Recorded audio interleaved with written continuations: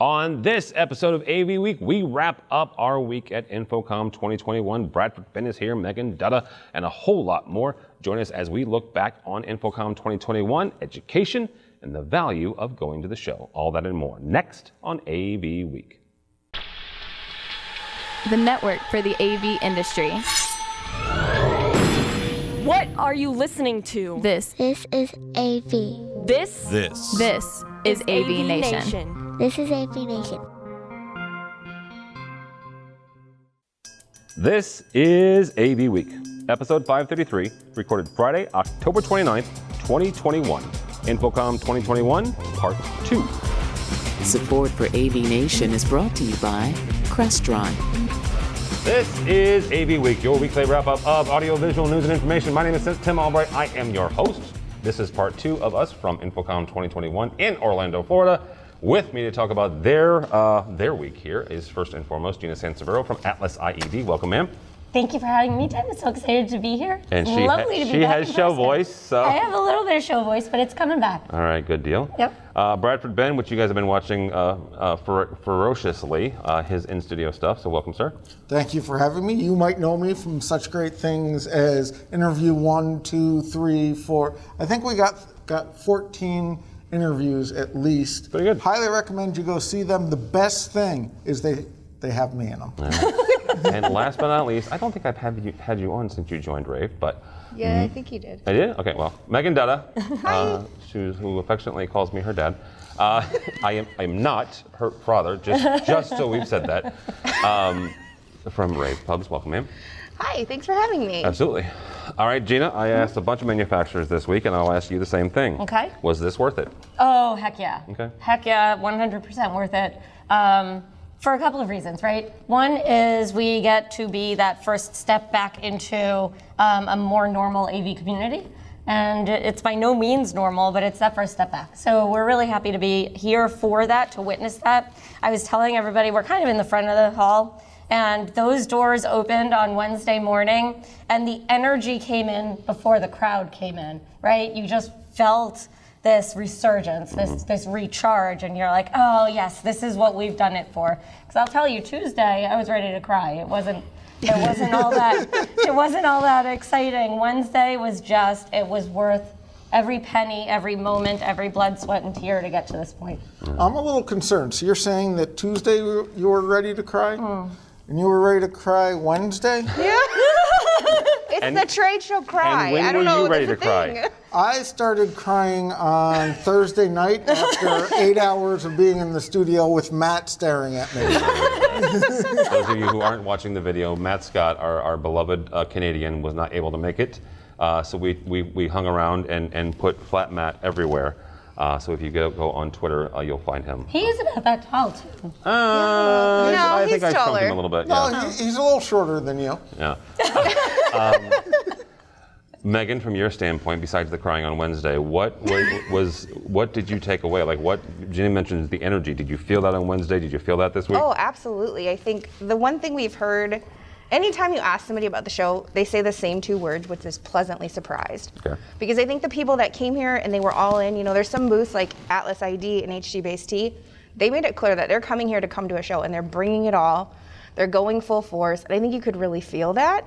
And everyone is pleasantly surprised because I think we expected it to be a nice show and there were going to be people here, but I think there was more than we thought was going to be here. And you had so much time for networking and actually spending quality time with people and finding new manufacturers that you might never have seen because you're stuck usually in these big, 50 by 50 booths, and now everybody's downsized. It's kind of nice to be able to go see more people. I absolutely agree with that. It was so cool to see people come into our booth and not say, I have 10 minutes, give me your pitch.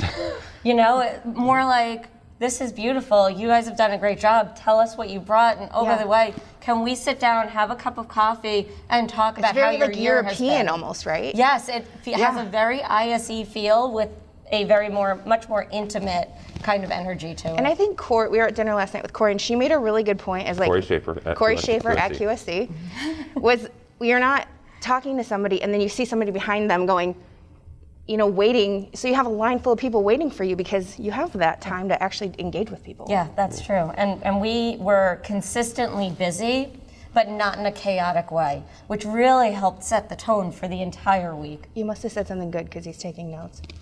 Well, Bradford, I want to. She's pointing out my secrets, by the way. I want to. I was doing the same If you're thing. going to talk about the crying, we're going to talk about the notes. That's fine. That's fine. I do the He exact mentioned the same thing. crying. I did. She started it. You Sorry. paid the price Started. for Bradford's mistakes. Usually it's the other way around. In case you're wondering when I lost control, that was it right there. I've been being good and not taking control yet. So Tim, what's your question for me? You worked for a number of years as a manufacturer. Yes. And I want you to put that hat back on for a moment, if you would, please. Okay, it's on. So both in part one and now in part two, both Gina and Megan have mentioned this. There's more time, deeper conversations, longer conversations. That's a fantastic thing. But in 22 or 23 or 26, when this show and others get back to normalcy, a normal capacity, a normal volume, how do we continue that? So I actually think that burden's on the manufacturers. Okay. Or the sales reps or the distributors. It's not on us as the end users and specifiers and consultants. It's on the manufacturers. And I know in 2019 and 2018, I made the exact same statement. I feel like I'm being rushed and someone's looking over my shoulder because either A, there's a bigger dollar sign behind me, which I understand business is business, or B, it's just the people are so tired that they're just talking to each other. Mm-hmm. And I'm hoping that this show has shown that if you spend time with people and get to know them and don't just say, here's this product, we put everything in it in the kitchen sink, it will solve every problem for you. Instead going, what problem can I solve for you? Yep. I think if the manufacturers and the sales channels start to understand that, it will start to differentiate and start to become a better show. Because as I've been talking with the interviewees, I've purposely been looking at their website beforehand and then going, okay, tell me about all this stuff. And that's what a lot of people have been doing through the pandemic, is look at the website, see about it, then maybe call about it. Whereas now you have the chance to actually have a duplex conversation with someone, talk with them. And I think if manufacturers don't build upon that, or the sales channel doesn't build upon that, we're losing something that we've worked hard to gain, because we've had virtual shows. There's a virtual event next month we're going to be attending. Atlas has had shows. Rave's been having shows. I've been having shows for you guys. But actually getting a conversation together that's full duplex, no video camera in between you, I think is huge. And I think some of the manufacturers realize that, and they're here, even if they don't have a lot of tech. And some manufacturers aren't here because they're going, this is lead generation. And I think this show has not just this show, but most shows in person have gone from lead generation, meaning possible customer findings, to need decisions and specifications. And I think if people, especially manufacturers, look at it as how many feet do I get through the door and how many people do I scan, mm-hmm. they're missing it. Because when I worked for a manufacturer, my customers weren't going to be coming through the door. I knew them, they knew me, but it was still worth it for me to go to a show to spend an hour talking to a customer face to face. And to be pragmatic, the ROI on that was typically higher than having me stand on the floor talking with everyone, because it's that relational selling. And I think that's going to be the change that comes from this, and that what having us all together shows how we can move forward, and this is the next phase of business.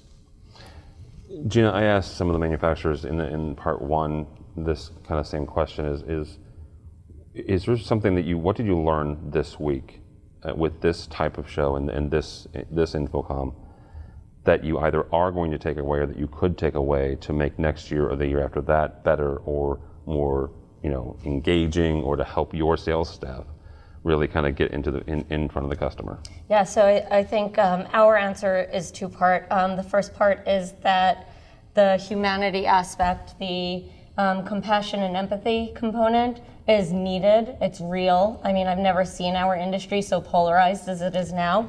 And I think that this week we forgot about that to a certain extent. Now, I haven't been super on social media or, really engaging a whole lot this week because obviously other responsibilities. So maybe that's just me kind of putting that aside, but I really feel like this community is healing a bit. And that this has expedited it, and I hope to bring that next year because we need to share it with those who aren't here this year, right? Yeah. So definitely that humanity, that empathy. The other part of it is, my goodness, we, like Megan said, we brought it. But we brought it in a very focused and very unobtrusive way. We have a modern booth, a wide open booth. Makes people feel comfortable, want to walk in. We brought fluffy plants, lots of fluffy plants, but just to warm things up a bit. And we brought a team that enjoys working together. Yeah. And so you see, when you're walking by, you see people smiling, laughing. You're engaged with that. You're drawn to that. And I think that's something that we're going to really keep an eye on. We brought a pared down booth staff this year, and they work so well together. So next year we're going to have a much larger booth staff, but all people who work well together, all people who really enjoy each other's company. It makes such a difference with the energy of the booth and how many people want to actually walk in and say, tell me about that joke you just told because I heard it from over there that people were laughing, right? So I think those two things are what we're going to kind of harness for next year. No, absolutely. Megan, you and I get to hang out again before the end of the year, November 30th in Dallas. Yes, I'm so excited for that. E4, Almo's E4. That, and the reason I'm bringing that up is because that's going to be a hybrid event. There will be portions that will be online and portions that will be in person, kind of what you and I are doing, right? There's going to be can we say that there's going to be a hologram presenter? Is that like public or? Well, I guess it's public now, Tim. Okay. Wait up, $20, Joshua. No, stop at the $20. But so one of the aspects that InfoComm introduced this year, and there's differing views on the uptake of it, but it was the virtual part, right? Folks who weren't able to come here were able to experience it in some limited capacity. They did not have every session, and it did cost, there was a cost to it. When you look at what you and I are doing, and obviously we haven't done it yet, so I can't speak to exactly what worked and what didn't, but we look at that compared to the streaming portion of InfoComm this year. What can they do better next year and the year after that? Because it seems to me, at least, that there's a sense that the virtual part is going to continue. Yeah, so I haven't seen much of the InfoComm virtual coverage because I've been on the show floor, but so I'll give my basic opinions without saying InfoComm didn't do this or did do this. Disclaimer. But what we're going to be doing at Elmo is really engaging the virtual viewer. So, our team will be there, obviously. Your team will be there. They'll be talking on the stage, but what Tim and I are going to be doing is pairing up and speaking to the online audience. So it's not just going to be like, hey, and now the presenter's on stage. We're going to be talking about what they're talking about, having the audience ask us questions specifically that we can ask the presenter, or the audience can vote and they can say, Megan and Tim, we really want you to go check out this booth. We want you to do this or that. So it's really engaging that virtual audience in a different way than just you're seeing somebody, in a square on a stage. Yeah. I love that. You're like play-by-play commentators. I just said we're going to do the color commentary. Yeah, I love that. What a great idea. Did Megan? It wasn't. Yes, I'm certain she did. And just so it's been said, I 100% give Megan credit for Flat Matt, where we put Matt Scott and come all over Twitter. That was 100% her idea. Thank you. Bradford, you were sequestered in this room the entire time for 75 hours a day. Yes. What did you take away from this show in general, even though you were sequestered? And what's one or two things specifically that you're going to walk away from? So I'm going to walk away. You need to wear comfortable shoes. That's probably not what you want to hear. Yeah, but can we add you should change them in the middle of the day too, because that makes a world of difference. Does it? I did that yesterday because Barbara does it every day. Yeah. Shout out to Barbara with her Laskowski 25,000 from pairs of shoes. Yeah. But I changed it in the middle of the day yesterday, and I was like, this is life changing. Okay. Yeah. Okay, so besides that throwaway joke, so things I'll come away with and learn. One of them is, and I believe the ladies have already spoken about it, is the big booths and the larger companies kind of have a towering presence over everyone here. And because it wasn't those big monolithic companies, I got to meet a lot of companies that I hadn't talked to before, that I hadn't seen. We had a much wider range of people involved. I also think that the other thing I take away is that the show is not solely about the people count. And I know this sounds a little odd, and perhaps it's too much manufacturer showing, it's a great milepost still of having an event where you can say, here's all the new products. Because even though it's been a slow 18 months, there have been a lot more products coming out, and updates and firmware updates and new features and HD Base 3, new revisions and all that. And having a line in the sand that everyone aims towards has been good, because now as a consultant, but even previously as a manufacturer or as an end user, if stuff just keeps trickling out every day, you just kind of go, I'll get to it tomorrow, I get to it tomorrow. But now that it's one big event, I can get all of that information while I'm thinking about receiving it in. And to me, that's kind of what happens having a show again. And that was new and big, because I found out about new products. I found out more about protocols I've been using for years. But the fact that there was this date in time where everyone's like, this is new. Like the fact that AVIXA said, we're going to announce this here for their new partnership program. That's kind of big. Yeah, absolutely. All right. Well, Gina Sansevero, if somebody wants to connect with you or Atlas IED, how do they do that? AtlasIED.com. That's the website. At Atlas_IED is on Twitter, Atlas IED on Instagram, Atlas IED on Facebook, Atlas IED on LinkedIn. And then for me, it's at Gina Sands on Twitter. You can find me on LinkedIn.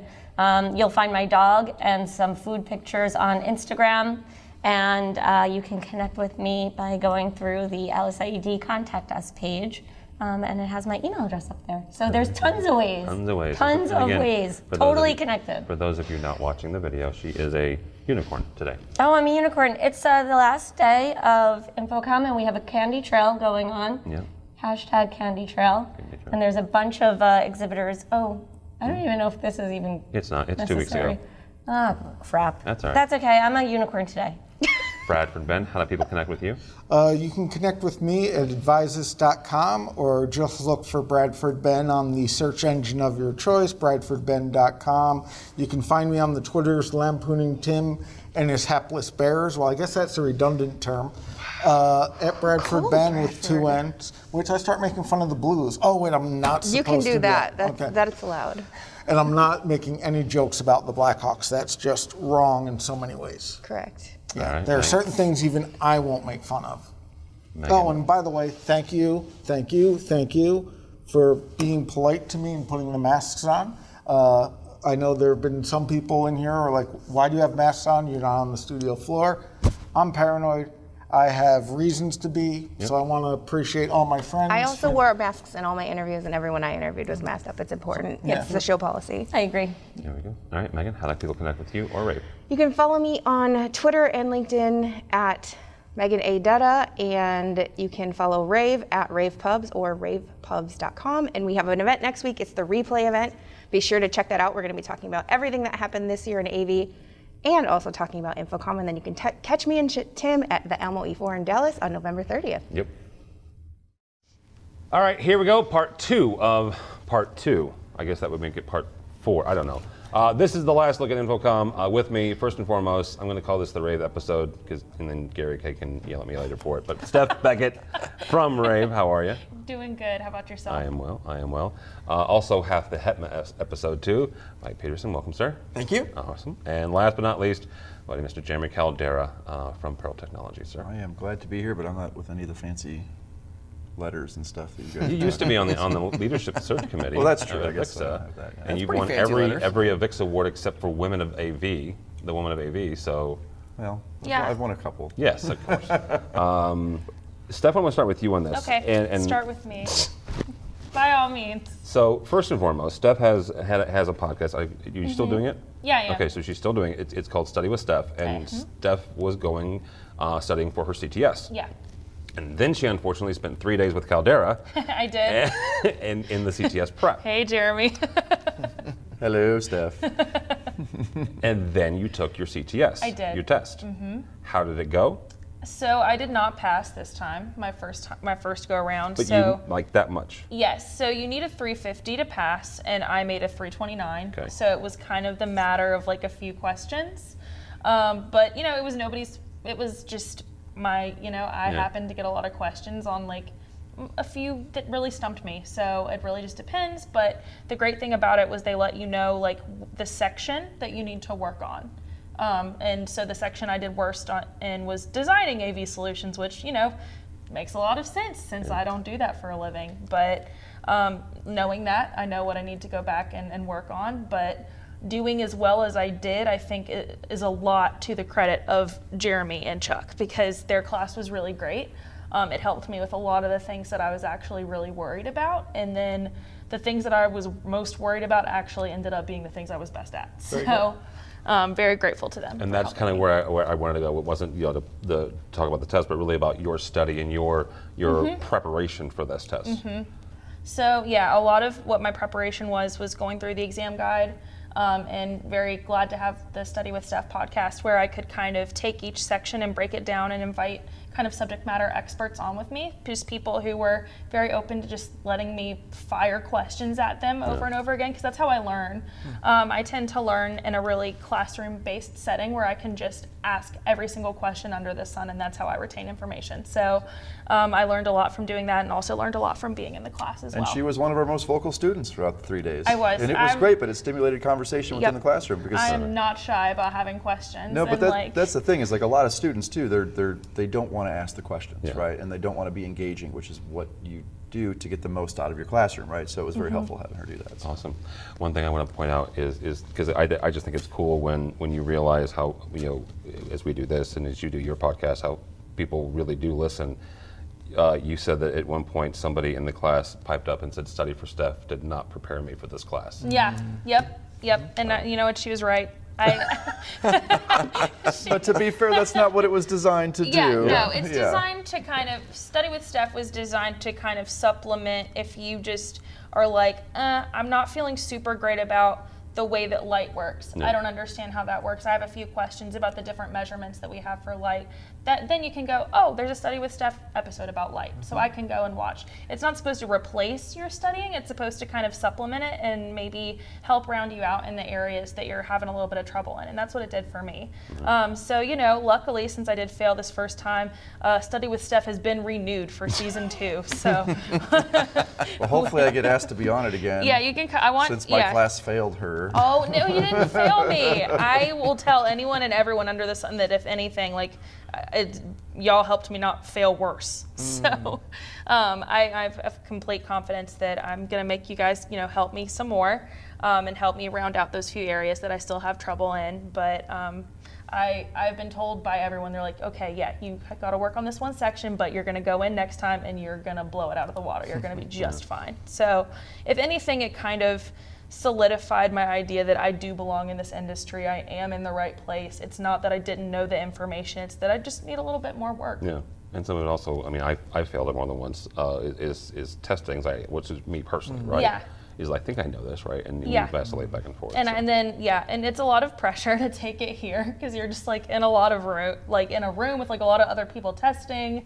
And so I think that I also probably second guessed myself on things that I should not have because I was just like, you know, that's why in the class we talk a lot about understanding how standardized testing works, because a lot of people just don't take standardized testing. Yeah. Right? Yeah. A lot of people are used to it, a lot of people are not. So we talk about that and how to relieve that pressure, you know, and kind of, you know, it's not just about content, it's about understanding, because this is your first go around with a standardized test. Unlike the people who take their CTSD or CTSI, they understand it now, you know. Yeah. And so it's good to kind of explain that as So well. it'll really help me out for next time, knowing what to expect and just knowing, you know, okay, you did this before, you can keep a little bit of a cooler head when you go in next time and don't second guess yourself so much. All right.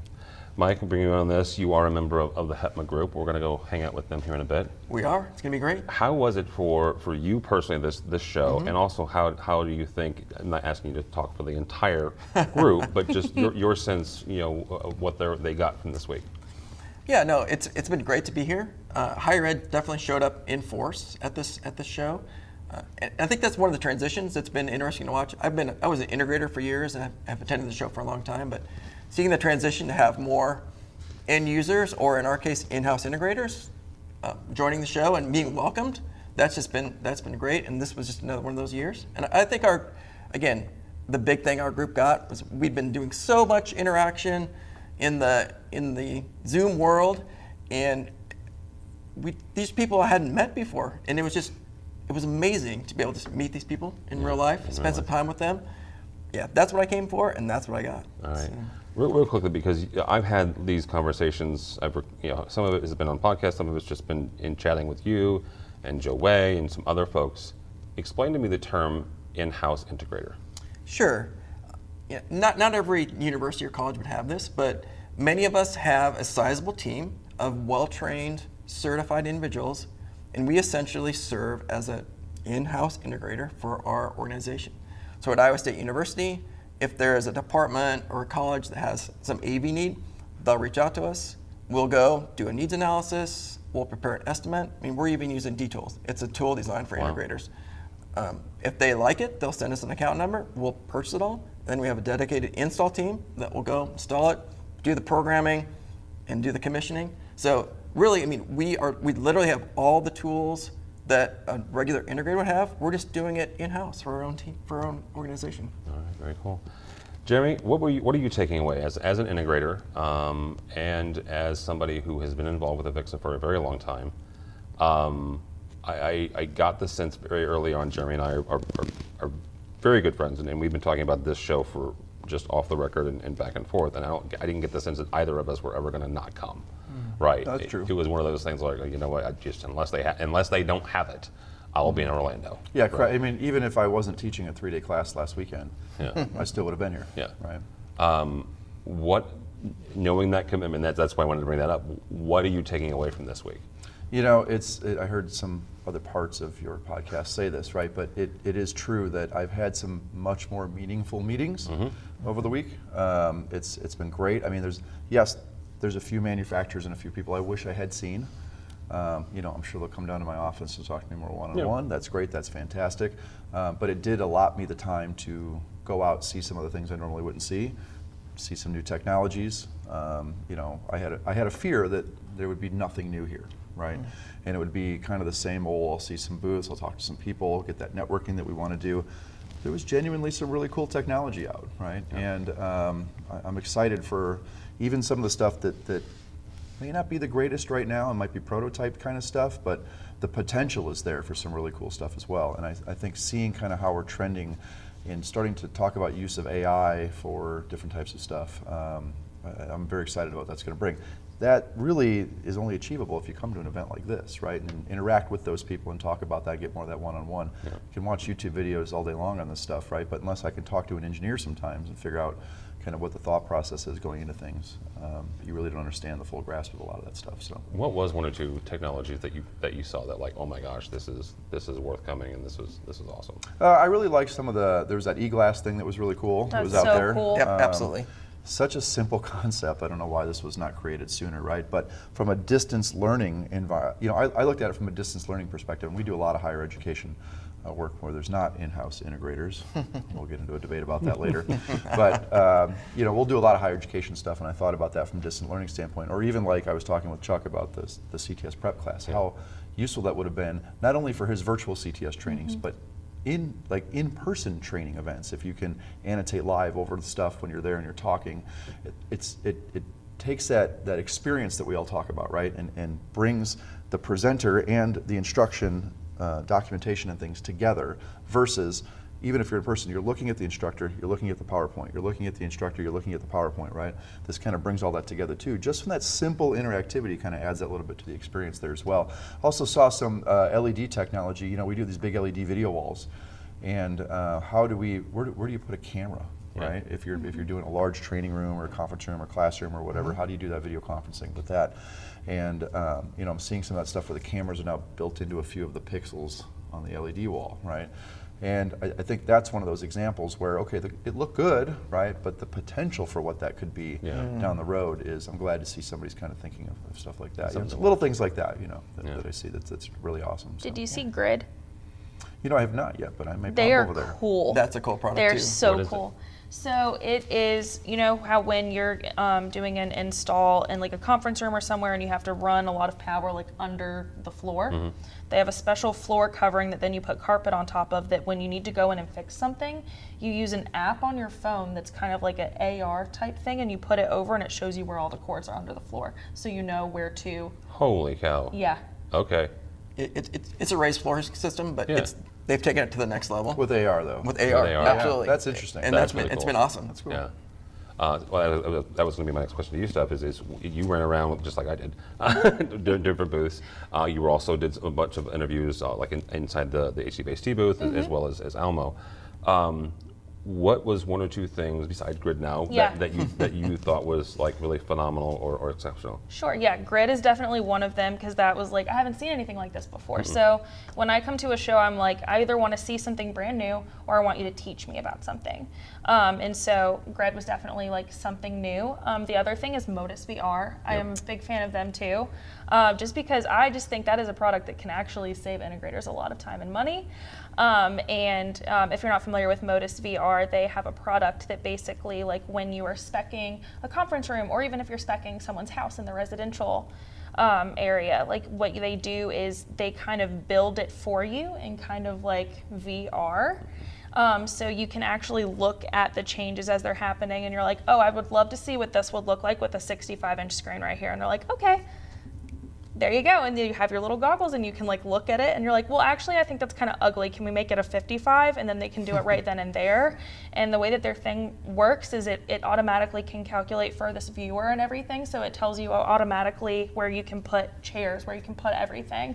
And so they're like, yeah, I was telling them about how I was like calculating furthest viewer and stuff, and they were like, we can do that for you. That's really great that you know how to do it, but we just plug everything in and then it does it. And I was like, wow. Could you take that with you in your next test? Yeah, just bring the entire Modus VR team and be like, okay guys, let's you all work on that part for me and I will do this. Yep, that exactly. kind of technology is going to be very useful from a sales perspective when it comes to integration firms like ours, right? And so the idea, I've actually been looking at stuff similar to that, or that even, to bring that to our team, you know, as well.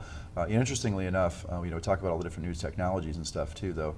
Just from an operational standpoint, I'm looking for new vans. They have an electric van out there. They did, which I thought was really cool, right? For I can't send somebody 5 states away with it necessarily to go do a call, but all my in-town stuff, that's a pretty cool idea. Yeah. Yeah, absolutely. Mike, same kind of question. What are you taking away from this that you get that you're like, oh my gosh, my team needs to see this, or have this, or? Well, yeah, of course. They already took all the good ideas, right? Yeah. So, e-glass again, I would say for sure. Yeah. That concept has been in higher ed for a long time. Actually, they called it a light room, but it was and there were lots of design plans floating around for that. But it was typically build it yourself kinds of situations. What I really like about them is that they've really created a turnkey, productized solution. I think it's really going to make that concept explode in and higher affordable. ed. It really was. Exactly. Yeah, so. exactly. List price on that was around $2,000. So right. For the smaller one. Right. Yeah. So, and then again, I thought that Grid product was really cool. I'm definitely taking that back to my facilities planning and management team. Good stuff. All right. Jeremy, I want to end with you on this. I started by talking about stuff and her 3-day class with you. Why do you do that? Why do you volunteer your time? I asked Steve Greenblatt on the first episode of this, I asked you the same thing. Why do you volunteer your time? What value is it to you personally, to professionally, and then to the industry? When I started doing more teaching and volunteering and things like that, I just love giving back so much, and there's a lot that comes from teaching these classes and watching the weight kind of come off people's shoulders of their worry and their fear, and then how excited they get about when they pass their CTS exam, right? But then it just so happened I was teaching CTS prep this week, right? There's a lot of other InfoComm shows where I might end up teaching something else, like design or whatever, and we got shifted around quite a bit this show because of just classes shifting around and things like that. So I was very glad to do CTS prep, and even when we do any of that volunteer stuff, like for me, it's just, there's a joy that comes with the idea that we're bettering the industry as a whole, right? And I don't think there's enough people out there doing that. and bringing education out to people, informing the whole younger generation. We talk about that, right, with workforce development. Yeah. How do we, everyone luckily fell into AV. There's very few of us, and fortunately I'm one of the ones that are included, to where, I started my career in AV and went to school for AV, right? But there's not a lot of that out there, and that's part of the reason why I got involved with the college level and all that other stuff as well, because we really do need that as an industry, and just being able to give back in that way it's really rewarding. So. Yeah, absolutely. All right. I will say this one thing, and I didn't say it in the last one. I meant to. Kind of along the same lines of what technology or what was the exciting thing. And I had somebody ask me on Thursday, what's the most exciting thing you've seen on the show floor? And my response, without thinking, is the fact that it actually happened. The most exciting thing on the show floor was the show floor. Yeah. Was the people. Was the people, right? That's what I've been saying. Yeah. I said that It was the people. This trade show was so much more about the people of our industry than it was about the technology of our industry. Absolutely. Absolutely. Because I mean, at the end of the day, like, we are the heart of it. Like, the technology is just the things that we implement. But this show is very much about, hey, I'm seeing a lot of these people for the first time. Like, most of the time, I've just emailed with people back and forth, because I started with Rave full time just a few months before COVID started. So I'm meeting all of these people, and I finally get to shake their hands and hug them if they're comfortable, and say hi and just sit down and talk. And I'm really glad the show went the way it did, because if it were, InfoComm 2019, I would not have had time to sit down and say hi to people, or Dave Labuscus wouldn't have had time to sit down with me and talk to me about the CTS and everything. So I'm really glad the show went the way it did. I've made a lot of new friends, and I'm really happy about that. Yeah, I like that. We're the heart. So let's end on that. So thank you all so much. Steph Beckett, thank you, ma'am. How do people connect with you? How do they listen to your podcast or Rave Pubs? Sure. So where I am most active and my weirdest and myself is on Twitter, and that is at Steph L. Beckett. You can also find Rave Pubs on Twitter at Rave Pubs, and we are at ravepubs.com, where my Study with Steph podcast lives. And you need to follow her on Twitter, because she has an entire string of Marvel movie reviews as she went back and watched them all. Yep. You will not agree with her on all of it. I'm just going to put that out there. Just very interesting, a couple of them. I'm going to stop right there. Mike, how do people connect with you and HETMA? Yep, sure. HETMA is the Higher Education Technology Managers Alliance. They can be found at hetma.org. You can find me on Twitter at ped1971, or you can email me at mikeped@iastate.edu. All right, very good. Mr. Caldera? At Jeremy_Caldera is the Twitter for me. You can also get me on Facebook and Instagram and all of that stuff too. Just search Jeremy Caldera. And Pearl Technology is pearltechnology.com. So. Very good. For me, for Tim Albright, don't follow me on the Twitters, please, because the Bears are still sucking, I'm certain, even though this is 2 weeks in the future. But go by the website, if you would, please, avnation.tv. That's avnation.tv. Find this program and a host of others. Tons of monthlies. Matt Scott, even though he's still stuck in Canada, and also on the back wall here, is Flat Matt. He's still doing Resi Week, so you can check him out. Also check out some information coming down the pipeline. We talked to Megan in the first segment here. She and I are heading to Dallas for the virtual hybrid Alamo E4, so you can register for that now. By the time this comes out, that is actually accurate, so you can check that out as well. So all that and more at avnation.tv. That's avnation.tv. One actually quick thing before I get out of here. I would like to thank my entire team, who are really kick-ass and make my life an awful lot easier. Some days interesting, but at least easier. Paige Flanagan joined us about 1.5 years ago. She's pretty kick-ass, and she's gotten to connect with a lot of really cool women in AV. Mitchell Tulin, who has come out of his shell and apparently did karaoke this week. Made my night. I said apparently, because I was not at it, but I heard rumors. He sang Hall & Oates. It was beautiful. That is wonderful. Brought tears to my eyes. I heard that. Mm-hmm. Me too. Josh Pippins, who's with me every single InfoComm, so I appreciate him. Bradford Ben and Bill O'Donnell was with us this week, and then back at home, our marketing team at CTI did a kick-ass job on graphics, on all that stuff. Our team at CTI has helped us out a lot, and if you're looking at this desk, they made this from scratch, from like wood and big chunks of lumber, and it's beautiful. So thank you guys so much. You make me look better. At least that's what Aaron says. So I appreciate it. So all that and more at avnation.tv. That's avnation.tv. Thanks you so much for listening. Thanks for watching. That's all the time we have for AV Week.